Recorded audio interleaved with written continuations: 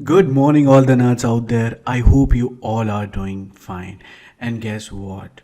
We are going to continue the lecture where we have left off, right?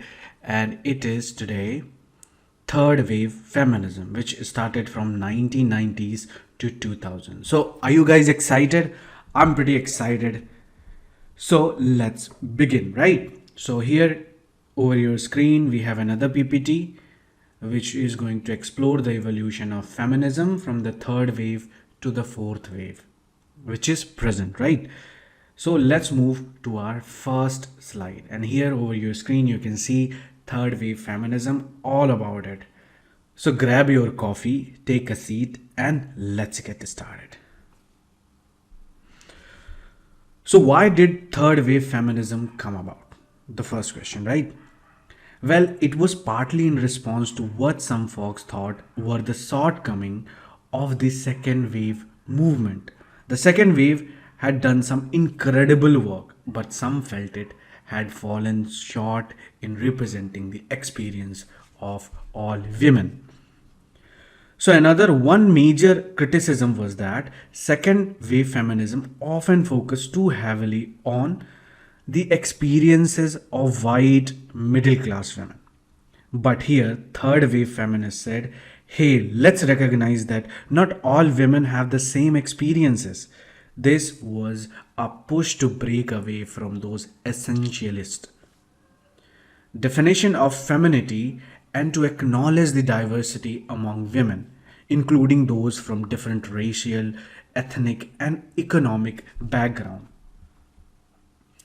Now let's talk about gender. So, third wave feminists take a post structuralist view of gender and sexuality. They see gender as something that doesn't neatly fit into just male or female categories. It's more fluid and complex than that.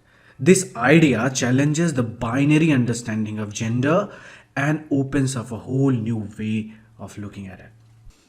Another big shift in the third wave feminism is the focus on micropolitics. Instead of assuming that certain action are one-sided good for all females, but it's not.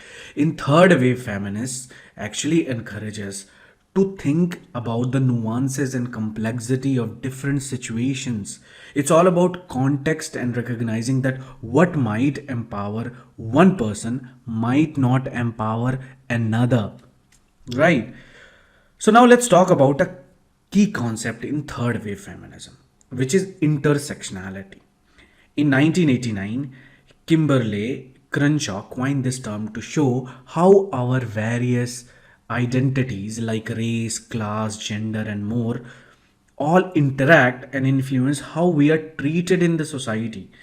This gave birth to intersectional feminism, which digs into the multiple ways that women face oppression. Two influential scholars, Judith Butler and Patricia Hill Collins, you guys must have heard about, right? So they took intersectionality to the next level in their works. Butler's Gender Trouble, that we are going to discuss very soon, actually challenges traditional notions of identity. And Collins' black feminist thought delves into the politics of empowerment. So these texts have become cornerstone of feminist theory. And finally, we can't talk about third feminist without highlighting the importance of including marginalized perspectives. Writers like Bell Hooks, Alice Walker, Himani Banerjee, and Lee Miracle have been fierce advocates for making sure that the voices of minority, racially, ethnically marginalized women are heard in the feminist conversation. So, in a nutshell, third wave feminism is all about acknowledging the diversity of women's experiences, understanding gender as complex and non binary, embracing micropolitics, and recognizing the importance of intersectionality.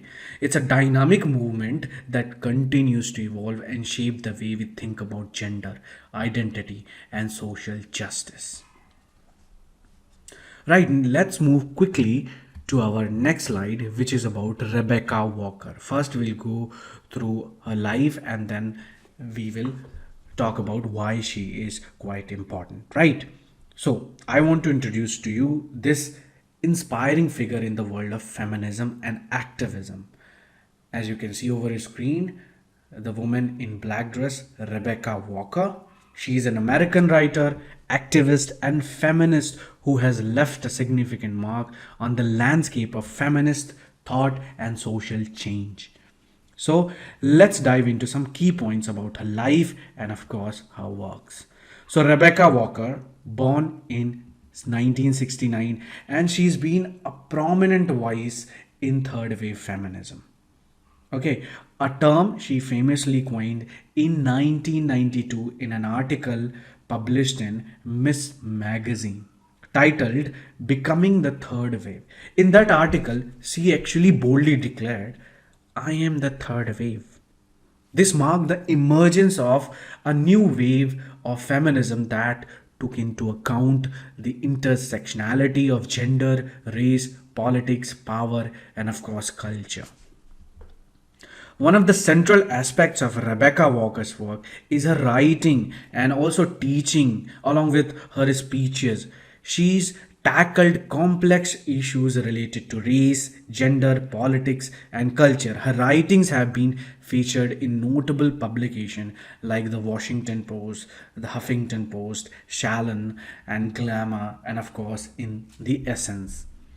So Rebecca Walker's activism work is commendable, right? And she played a significant role in co-founding the Third Wave Fund, which later became the Third Wave Foundation. You should remember why Rebecca Walker is famous, because she coined the term the Third Wave Feminism, right? So this Third Wave Foundation, actually this is the organization, is all about supporting young women of color, queer, intersex, and trans individuals. They provide these emerging leaders with the tools and resources needed to drive change in their communities through activism and philanthropy. It's all about empowering the next generation to make a positive impact. So, Rebecca Walker's contribution to feminism and social activism didn't go unnoticed. In fact, she was named one of the 50 future leaders of the United States, and it was by Times Magazine back in 1994. So the recognition reflects the profound influence she has, had on shaping the discourse and future of her country.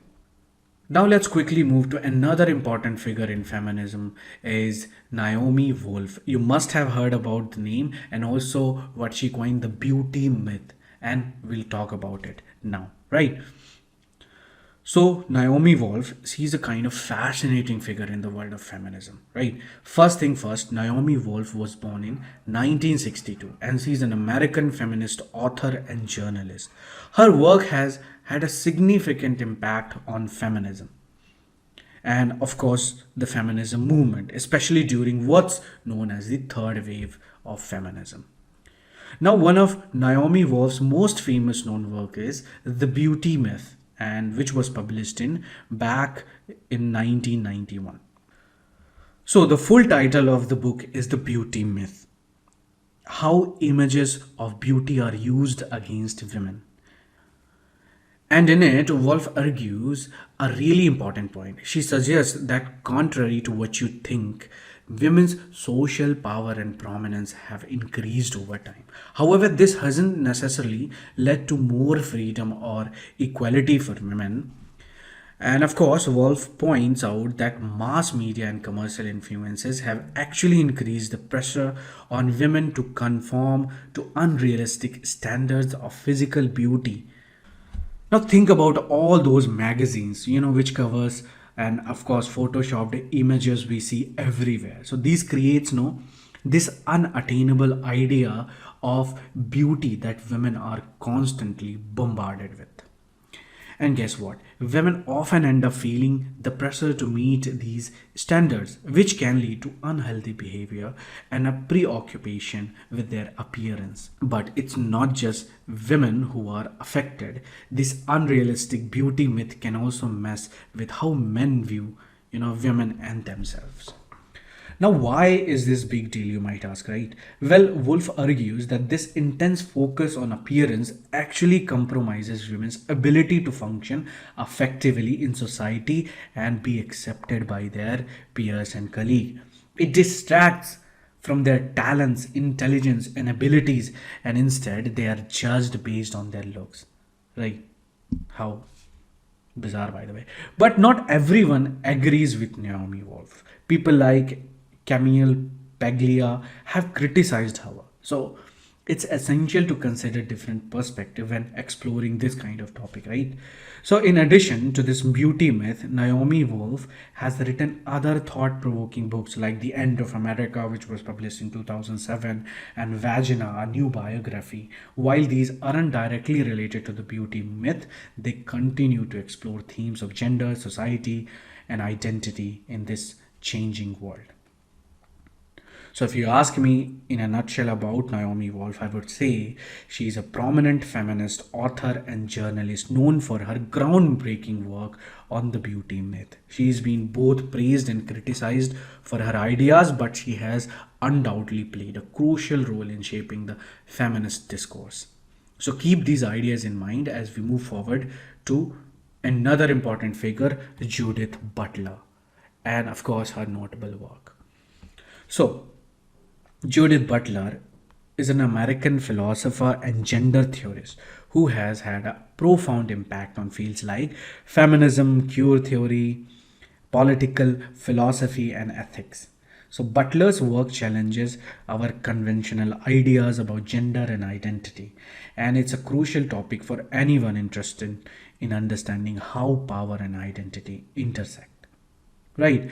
And you must have heard that term gender performativity, and this term in your exam they have asked not once, not twice, but like 4 or 5 times, so you should pay attention here. So guys, imagine you're about to watch a movie, okay, and the actors on screen are not just playing characters but actively shaping and performing their own identity. Don't you see when somebody performs different kind of characters? Well, that's the essence of Judith Butler's theory of gender performativity. So Judith Butler was born in 1956 and is best known as an American philosopher and gender theorist. So first off, let's talk about the influence of Butler's work. It can be found in various fields, including third wave feminism, queer theory, literature theory, political philosophy, and ethics. And that's kind of quite a wide reach, right? Butler often emphasized that she's a feminist, not a postmodernist. So this distinction is important because it highlights her commitment to feminist activism and theory. Gender Trouble, which was published in 1990, and this book is a kind of game changer. It challenges conventional notion of gender identity and introduces the concept of gender performativity. Another is Bodies That Matter, which was published in 1993. In this work, Butler explores the discursive limits of sex and how our understanding of gender is constructed through language and discourse. And of course, the concept of gender performativity that you really need to understand. So, Butler's central idea is that gender isn't something inherent. Instead, it's something we do. So, according to her, individuals don't exist before or independently of the gender they perform. So, gender is a continuous process, not a fixed state, right? So, Butler encourages us to think feminism. Instead of trying to define what women are, she suggests we focus on understanding how power shapes our understanding, especially of womanhood, both in society at large and within the feminist movement. Right. So, beside these two important works, she has also published other significant works like Performative Acts and Gender Constitution, Imitation and Gender Insubordination, Excitable Speech, Precarious Life, Undoing Gender, Giving an Account of Oneself 2005, Notes Toward a Performative Theory of Assembly. Plus, mind-blowing books are here, guys. Gender Trouble and Bodies That Matter. So these books have some serious, shaken up how we think about gender, right? So let's, explore these two works. The first is Gender Trouble, right? And the full title is Feminism and the Subversion of Identity. So, in this book, Butler takes a critical look at how gender is viewed and dives into the works of thinkers like Freud, de Beauvoir, Kristeva, and more. One of the big takeaways is her critique of feminism. She argues that the traditional feminist approach treating women as a fixed, unchanging group with set characteristics is outdated. So, according to Butler, this approach just reinforces those binary gender norms we all know too well. So Butler introduced another thing by saying that feminists shouldn't try to nail down a concrete definition of women. Instead, they should be focusing on how power influences our understanding of womanhood, both in society and, of course, within the feminist movement. And now here's a game changer. Butler wants to break the bond between sex and gender. She argues that our gender identity and desires aren't tied to stable factors. They're actually fluid, free floating, and not dictated by anything solid, right? And then there is this notion of queer theory, and it's all about the idea that identity isn't some unchangeable essence but rather a performance. So, gender isn't something you're born with, it's something you do. Now, another important work we have got here, Bodies That Matter. Full title, On the Discursive Limits of Sex. So, this book is all about clarifying performativity, and which is a fancy word of saying how we act out our gender every day. So, Butler throws in a dash of repetition here. She says that doing gender is all about repeating certain acts, and these repetitions help create and reinforce our gender identity.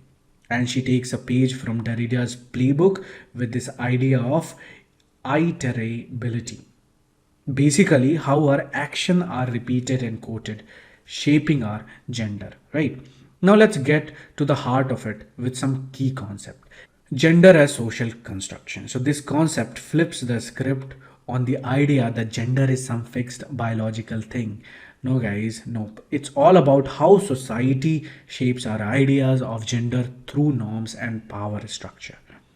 Gender performativity, and this is kind of Butler's baby, and it's the idea that we are not born with a set of gender, we actually perform it. So our actions and behaviors are what create and reinforce our gender identity.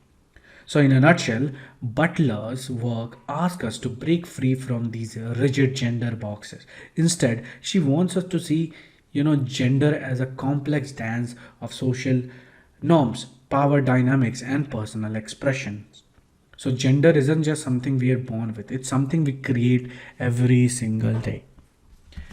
Okay, so that was all about Judith Butler and her work, Gender Trouble and Bodies That Matter, an important term, gender performativity. Another is now Alice Walker's In Search of Our Mother's Garden. It's quite important only because of one term, that is feminism, right?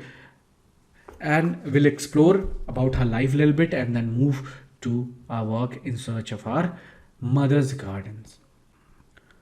First off, let's talk about Alice Walker, right? And she's a powerhouse in the literary world. Known for her novels, short stories, poems, and her passion for social activism. So she was born in 1944. Her impact on literature and civil rights activism is really immeasurable. Now let's get to the big highlight of her career. The Color Purple. Everybody must have heard it, right? And in 1982, this novel made history by becoming the first African American novel to win the Pulitzer Prize for fiction. Right? Isn't it amazing? It's a powerful story of resilience, strength, and the African American experience. So if you haven't read it yet, I highly recommend and you should read it. But here today we are primarily focusing on In Search of Our Mother's Garden, which was published in 1983. And this collection is a treasure trove of 36 separate pieces written by Alice Walker between 1966 and 1982. So it covers a wide range of topics from nuclear weapons to anti-Semitism and the civil rights movement. Right? Now let's zoom in. One of the central themes of this collection is womanism. And Walker introduced this term and defines it as a black feminist or feminist of color. It's a concept she coined to reunite women of color and feminists who faces, oppression at the intersection of race, class, and gender. So according to Walker, feminism is all about giving women of color a voice and a word of their own. So to understand this concept better, Walker mentioned a black folk expression, a womanist. And a womanist is like a mother who loves her daughters, both sexually and non sexually. It's about appreciating and preferring women's culture, and it's rooted in the commitment of to ensure the survival and well being of both males and female. Walker makes an interesting analogy for this. She says, women are to feminist as a purple is to lavender. And that's very important quote, because in one of the previous exam they asked about uh, that which color is represented, as feminist. So that was lavender. So it's a way of highlighting that while they share similarities with feminists, they have their unique perspective and experiences. And of course, in this collection, Walker doesn't just stick to one topic. She covers a wide array of subjects, from her thoughts on nuclear weapons to her discussion on anti Semitism and her experience in the civil rights movement. And she is not afraid to tackle the tough issues of her time. So, in conclusion, In Search of Our Mother's Gardens by Walker is a thought provoking collection that introduces us to the concept of feminism and takes us on a journey through the author's mind, exploring various aspects of society and culture. So it's a kind of testament to Walker's literary powers and her commitment to social justice. Now, another important figure here over your screen is Bell Hooks, and she's quite famous for oppositional gaze. And that question, I think, 3 or 4 times they have asked about that oppositional gaze. So you should, of course, know about this particular concept. So Gloria Jean Watkin. Actually, she is better known as Bell Hooks. Her original name is Gloria Jean Watkin. You should remember. She was a renowned American author and social activist who made significant contribution to the fields of race, feminism, and class studies. And her ideas explored the complex intersections of race, economics, and gender. So one of her central themes was the examination of how these intersections perpetuate oppression and class domination systems. So throughout her career, she authored over like 40 books covering a wide range of topics from essays to poetry to children books. Right. Now let's start by discussing some of her important works. The first is Ain't I a Woman? Black Women and Feminism, which was published in 1981. In this book, Bell Hooks explored the unique challenges faced by black women in the feminist movement and the broader struggle for gender equality. Another important work is Feminist Theory from Margin to Center, which was published in 1984. And here she argues for a shift in feminist theory to be more inclusive, addressing the concerns of marginalized communities and not just those at the center of power. Another work here you can see, All About Love, New Visions, which was published in 2000. So particularly this work dwells into the concept of love and its role in personal and social transformation. Another work is Real Cool Black Men and Masculinity, and it was published in 2004. And why this Bell Hooks is famous? Because of her oppositional gaze, that we are going to explore this concept in detail. So this term is coined by Bell Hooks in 1992 essay collection called Black Looks, Race and Representation. So this concept is crucial in understanding how marginalized communities, particularly black people, resist oppression, especially in the context of media representation. So according to Hooks, during slavery, masters would punish their slaves for merely looking at them. How weird is this, right? So this oppositional gaze then is a method by which black individuals disrupt the power dynamics present in white dominated cinema, which often, represent the othering of blackness.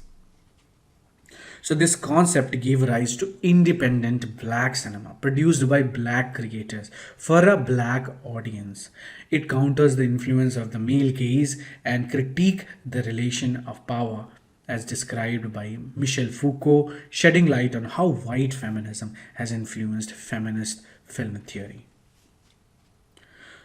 So let me tell you a couple of things about the oppositional gaze, which employs various forms of reflexive gaze, including the shared gaze, which is kind of fostering a sense of communities and solidarity. Another is the repressed gaze. It is kind of, revealing hidden narratives and truth. Another is the phallocentric gaze, which challenges male-centric perspective.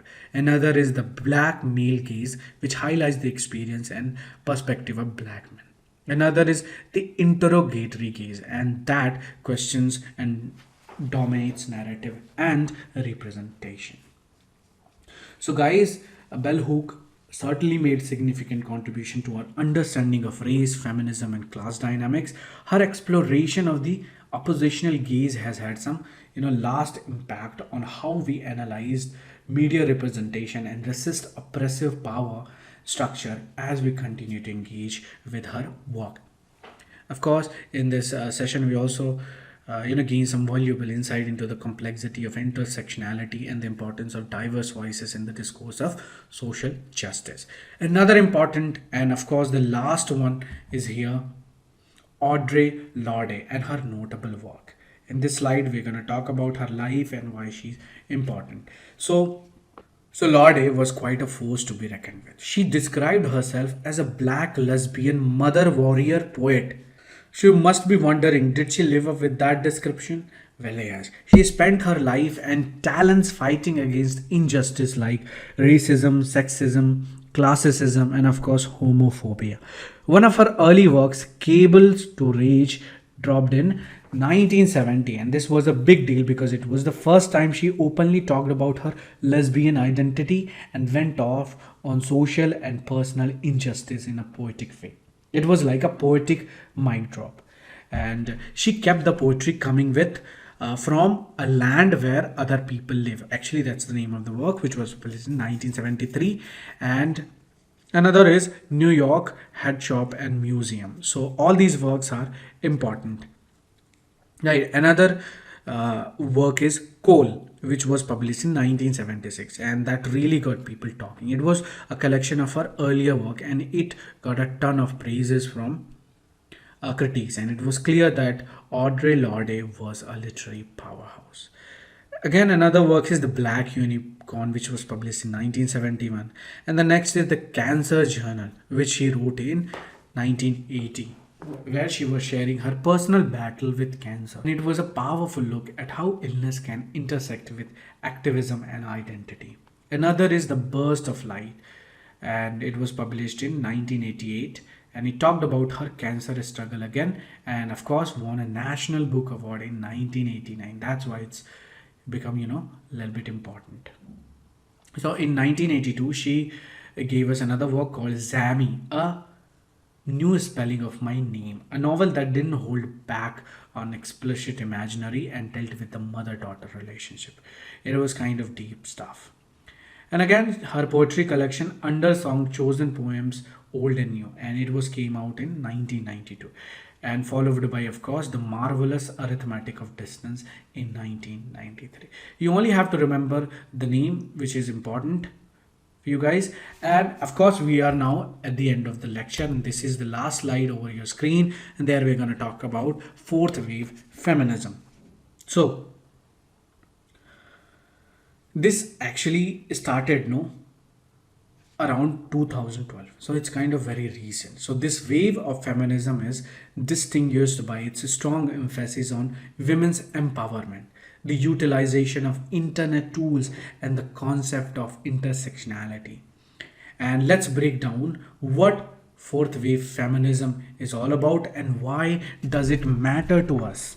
In the fourth wave, we witness a concerted effort to scrutinize women's especially societal marginalization, and challenge, gendered norm in our quest for, greater gender equality.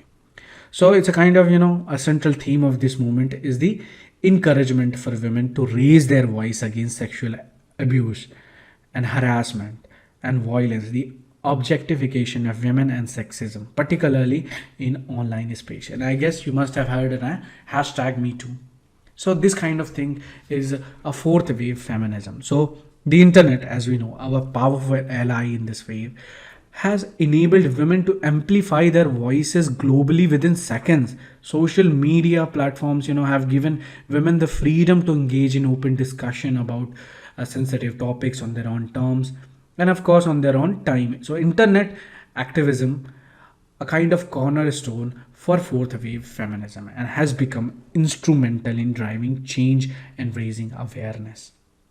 Right, you must have seen so many Instagram posts, reels about feminism, about their expression and all these comes into the fourth wave feminism.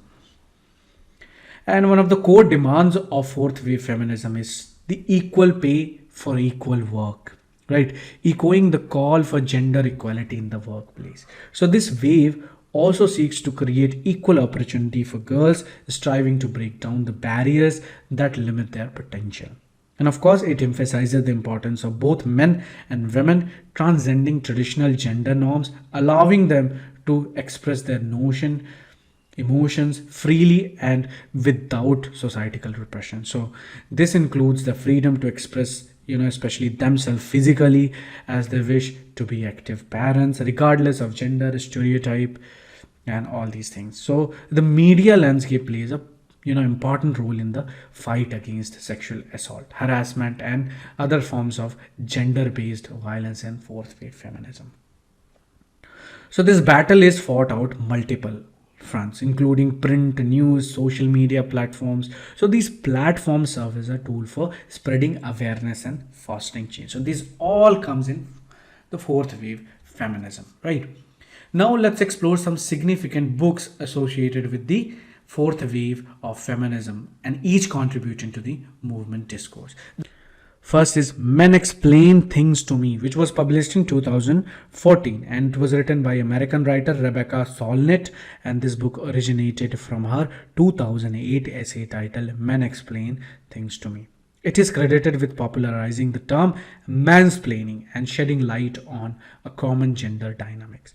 Another is The Vagenda, and which was published in 2014, and it was by British author called Raina Luce Castellet and Holly Baxter, and they authored this book based on their feminist online magazine called Vagenda or Vagenda, which was launched in 2012. It explored various facets of contemporary feminism and women's experience.